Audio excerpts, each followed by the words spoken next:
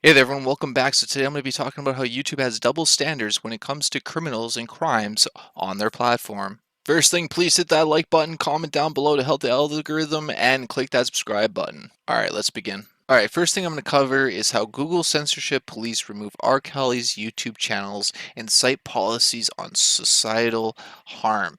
That's right, state's parent company Google has removed two of R. Kelly's YouTube channels for violating its terms of service. R. Kelly TV and R. Kelly Vivo were both taken offline last week after the Ignition singer was convicted on all charges of sex trafficking and racketeering. It continues to say egregious actions committed by R. Kelly warrant penalties beyond standard enforcement measures due to potential to cause widespread harm.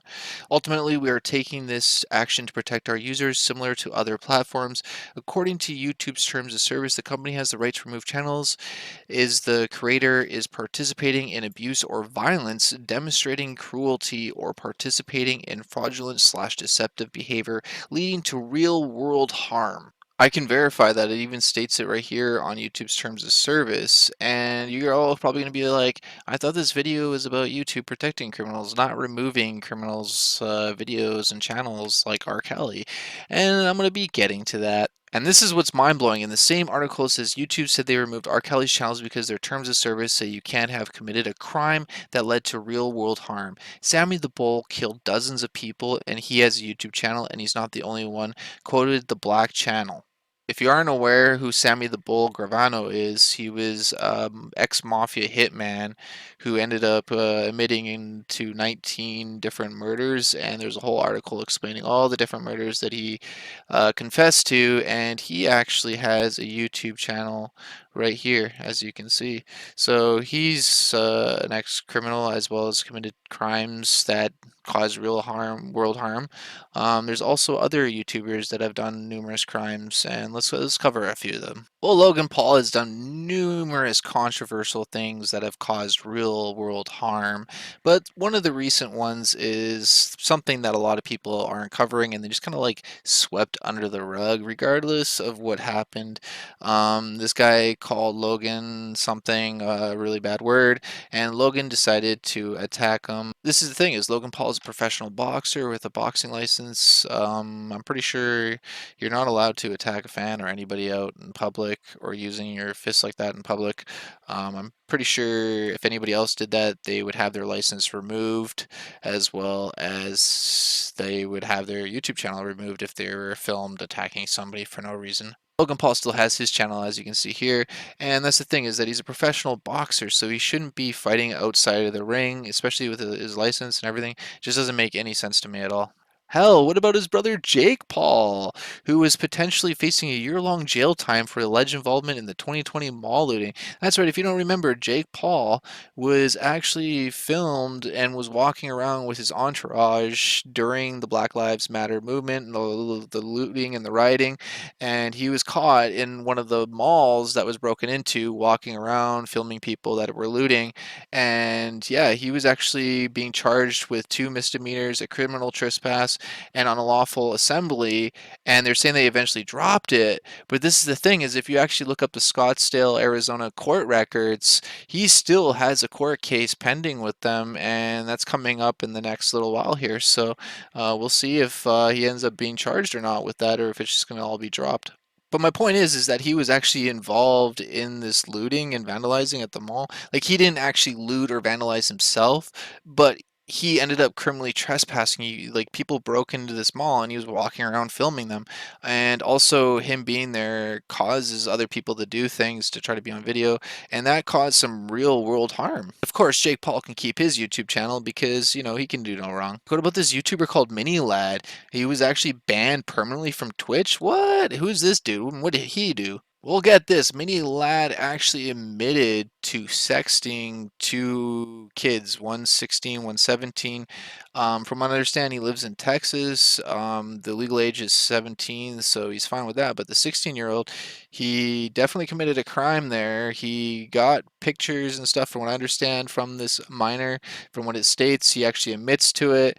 It states right here that they were both 16 and 17 respectively, and he actually admits to it, which is crazy. He took a long break off YouTube, but he still has his YouTube channel, as you'll see here. He even made an apology video admitting it, showing all the text messages, everything, except for like, the photos and all that kind of stuff, because, he doesn't want to show that. And that was 10 months ago, and then he just uploaded and he's back on YouTube 2 weeks ago. And look at this, he's like posting videos like nothing even happened. That's absolutely crazy. One thing I have to say is I respect Twitch for permanently banning him while YouTube hasn't, because this dude admitted to doing this stuff and it was a crime, and surprisingly the police never actually arrested or charged him either.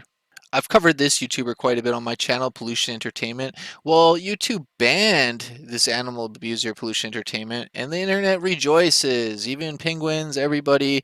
But this is the sick, disgusting thing about Pollution Entertainment, is that you see, even you, penguins did a video on him talking about it and being all like, yay, the YouTube listen, but this is the thing.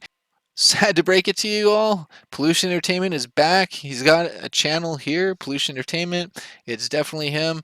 And he's also got another channel here that he uploads onto. So he's got multiple different channels. And as you can see, he posted it 2 weeks ago with 21,000 video views. And that's him.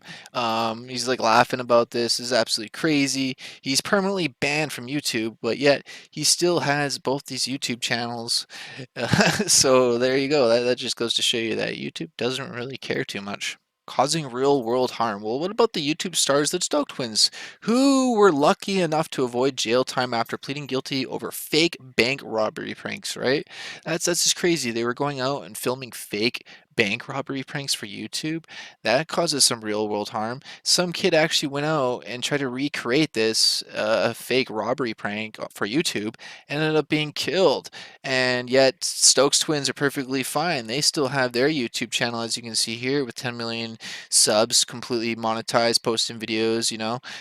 No repercussions at all, even though they indirectly basically, influence some other small YouTuber to go out and recreate a similar prank and end up, losing his life over it. The last one I'm going to cover, because there's quite a few of these people, but I'm just going to cover the ones that I've just found out recently and as well as I cared about, is this 16-year-old teenager who filmed himself abusing animals, multiple animals. There's videos of it. I just made a video recently about it, and he can't be charged, but they took the animals away from the family and the household, which is good. I still think that they should prosecute him and charge him, even though he's a minor. They should still send him to juvie or trial him as an adult, because he's like bragging about it, because he's like, haha, I'm a minor, you can't do anything. But anyways, he still has his YouTube channel here. I know he's not like a big YouTuber. Nobody really knows who he is. Nobody really cares. He doesn't have that many subs. But it's just the fact that he still has his YouTube channel and he has a platform that if he wants, he can upload and post videos and talk. And that's the thing, is he's uploaded videos like about a week ago, and yeah, it's just absolutely crazy the things that you'll find and see on YouTube. And I just wanted to cover it all and just wanted to hear all your opinions about this. Do you think these people should be gone? Do you think they should have their channels? Well, let me know. Let me know in the comments below. Like I said, there's tons of YouTube channels that I could go over, but these are ones that have actually been convicted of actual crimes, or have done crimes, or like have done serious things that cause real world harm, or things that should warrant, for YouTube to like get involved and be like, okay, either we put a punishment on their YouTube channel or we get rid of it completely, based on a lot of the things that they've done, or actions and stuff like that, or even their criminal charges. But yet they still have their YouTube channels, and like I said, there's tons of them. And also the fact that a lot of pranks and a lot of videos I've seen on YouTube, and a lot of people tell me, oh, you're just you're like complaining or this or that. But the fact is that a lot of people actually do YouTube pranks, and they're actually crimes, they're felonies. Some of the stuff that people are uploading them doing are actually criminal, and a lot of the famous YouTubers do it too, and it actually blows me away that they get away with it. And it's not only the fact that they don't get like arrested or charged or get a fine, because a lot of the times they do, and they upload the footage of them being arrested and charged, but the fact that YouTube allows them to post the footage of them doing the crime, them being arrested and charged, and it just blows my mind, because they're promoting dangerous criminal activity.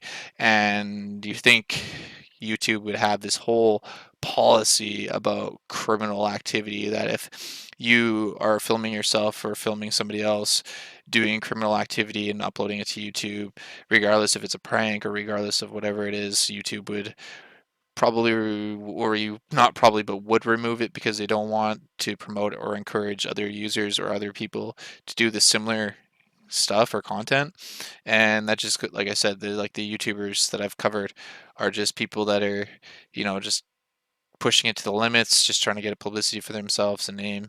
And it just goes to show you how far people will go and how crazy how some of these people, no matter what they do, they're still have a platform, they're still making tons of money, and they're still protected. So I don't know. Let me know your thoughts, opinions about this in the comments below. I'm really interested. Click this like button, share it with your friends and family so they're aware, and click that subscribe button for more. I'm not hating on any of these people except for a few of the people that have done some serious crimes like pollution entertainment. Some of the stuff is really disgusting. It's just that some of the other stuff like Logan Paul, Jake Paul, they're just doing things that they shouldn't be doing just to get publicity and a name for themselves. And they should still be held responsible for their actions and accountable. Because if it was anybody else, if it was you or me, we would definitely be held responsible and accountable. So that's just my own opinion. You can either agree or disagree. Let me know in the comments below. Thanks for watching, everyone. Stay safe. God bless you all. Take care and peace out.